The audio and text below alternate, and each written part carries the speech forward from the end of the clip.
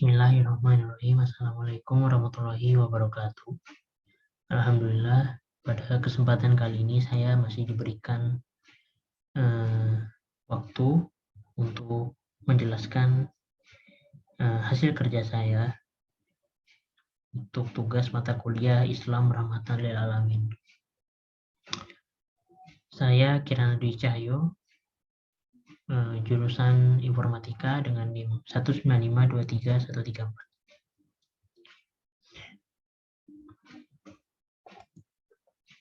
Nah, pokok pembahasan kita kali ini kurang lebih ada 4 ya. Yang pertama itu ada apa itu integrasi Islam dan sains. Yang kedua, apa urgensinya ya, apa yang membuat kita untuk membahas ini itu apa gitu ya. Yang ketiga, pandangan Islam terhadap teknologi. Yang keempat adalah apa yang harus kita lakukan setelahnya ya. Setelah kita memahami semua apa yang dibahas di slide ini, apa yang harus kita lakukan.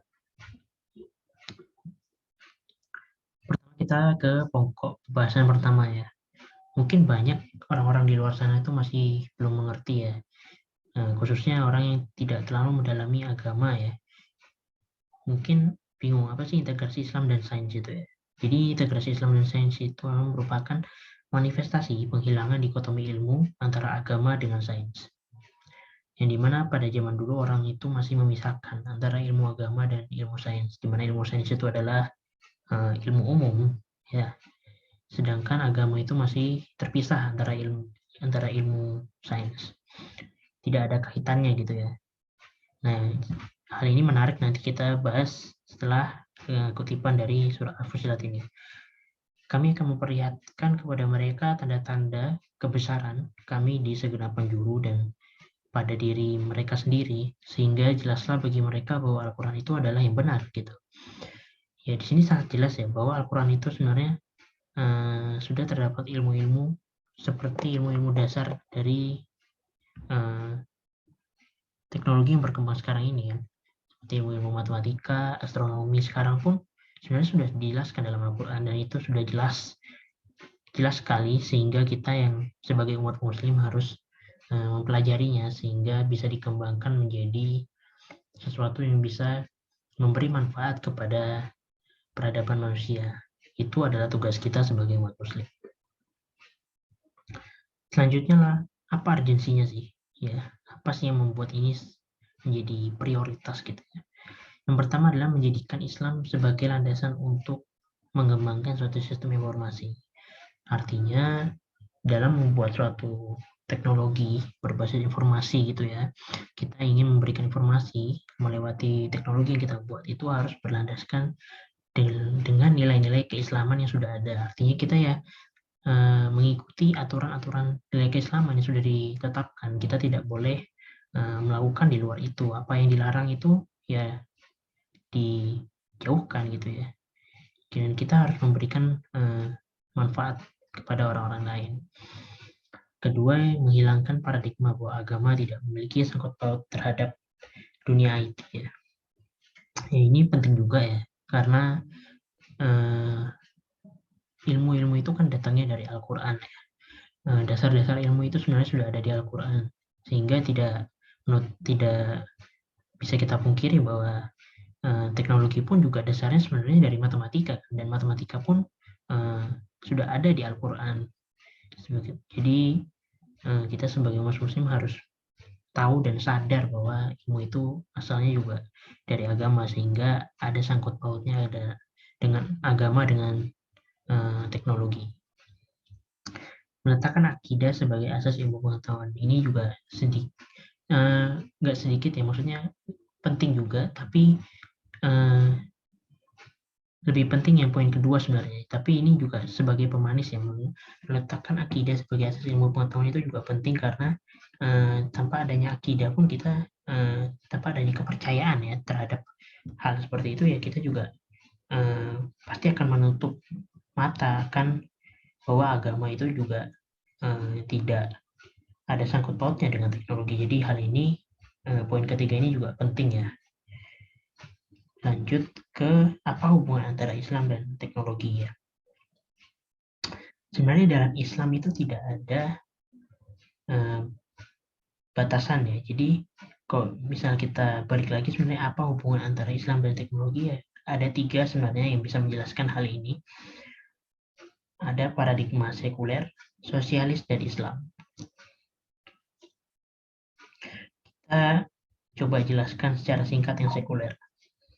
Jadi paradigma sekuler ini yaitu pemikiran orang yang masih lawas gitu ya. Maksudnya sekuler itu apa? Maksudnya orang-orang itu masih berpikir bahwa teknologi dan agama itu sesuatu yang berbeda.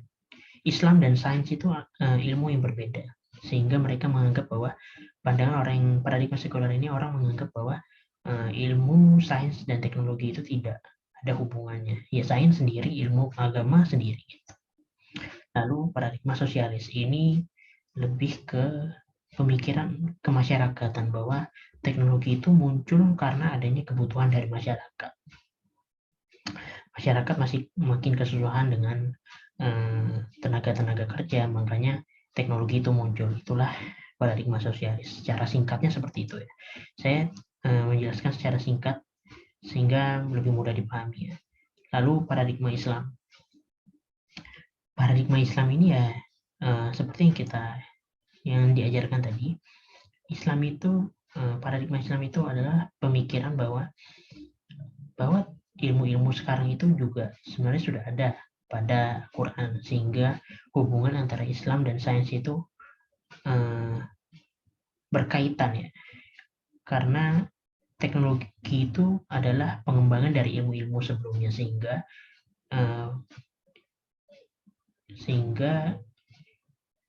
nilai-nilai sehingga ilmu-ilmu tersebut ya datangnya juga dari Al-Quran, dari Islam, maksudnya gitu, dari nilai-nilai yang ada di Al-Quran. Itu adalah paradigma Islam.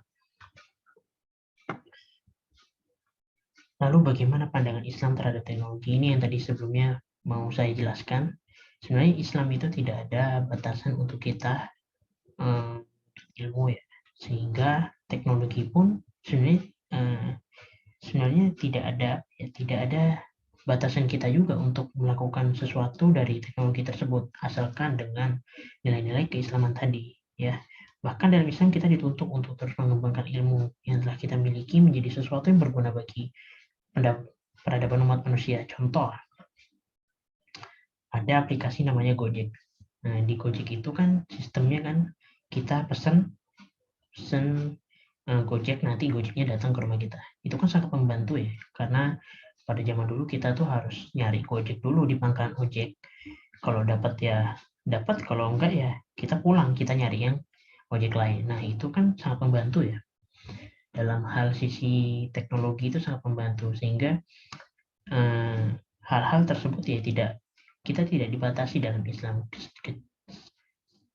Terlebih lagi sekarang banyak teknologi yang lebih canggih lagi tentang kesehatan, tentang bisnis, itu kan sangat membantu sekali ya, asalkan dengan nilai-nilai keislaman yang sudah ditentukan. Terakhir adalah apa yang harus kita lakukan sebagai penerus generasi muda Islam. Poin pertama ini ada membuat suatu aplikasi yang berhubungan dengan keagamaan. Ini mungkin agak sedikit kompleks untuk orang-orang yang tidak mengerti teknologi ya. Maksudnya apa ya, membuat suatu aplikasi yang berhubungan dengan keagamaan. Banyak.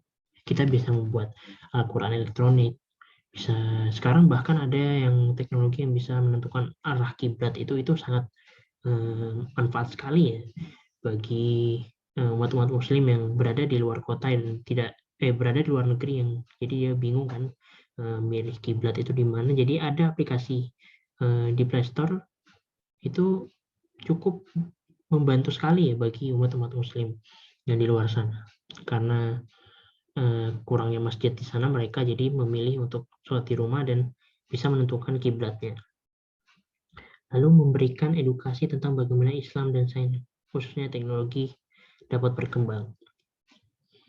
Ini maksudnya adalah kita harus memberi pembelajaran terhadap orang-orang di luar sana bahwa agama itu, ilmu agama dan ilmu sains itu sebenarnya berkaitan loh gitu, sehingga muncullah pengembangan dari ilmu tersebut menjadi teknologi yang bisa berkembang gitu. yang akhirnya bisa memberikan efek kepada peradaban manusia. Lalu memberikan banyak manfaat keislaman di setiap program atau aplikasi yang kita buat.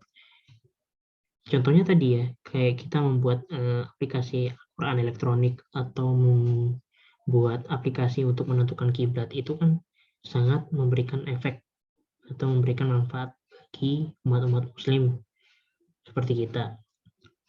Jadi itu memberikan manfaat keislaman dari suatu aplikasi yang kita buat.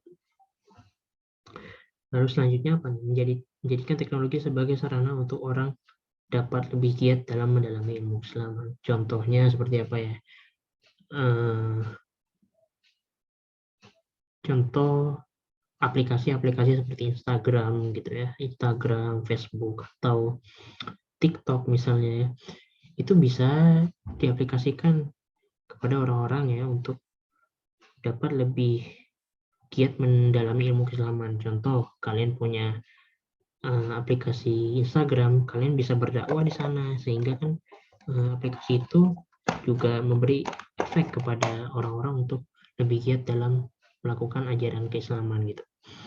Contoh hal lainnya adalah memberi edukasi dari platform-platform seperti Instagram gitu kan bisa juga sebenarnya, asalkan dengan tidak mengandung ujaran kebencian, tidak mengandung menyinggung soal ras atau apapun itu kan, selagi itu masih di ranah keislaman dan itu baik, tidak apa-apa, kalian bisa melakukan hal tersebut gitu kan. Yang penting efeknya itu bisa bermanfaat bagi orang-orang Islam seperti kita, jadi tahu bahwa nilai-nilai keislaman itu begini loh. Oh, masih ada yang belum kita ketahui dari Islam itu sendiri. Gitu. Jadi seperti itu. Nah, jadi sekian dari pembahasan saya kali ini. Mungkin kurang lebihnya mohon maaf bahwa misal masih ada pendapat saya yang kurang baik atau penyampaian saya yang kurang jelas, mohon dimaafkan. Sekali lagi ini adalah pembahasan tentang integrasi Islam dan sains dalam bidang informatika. Terima kasih. Assalamualaikum warahmatullahi wabarakatuh.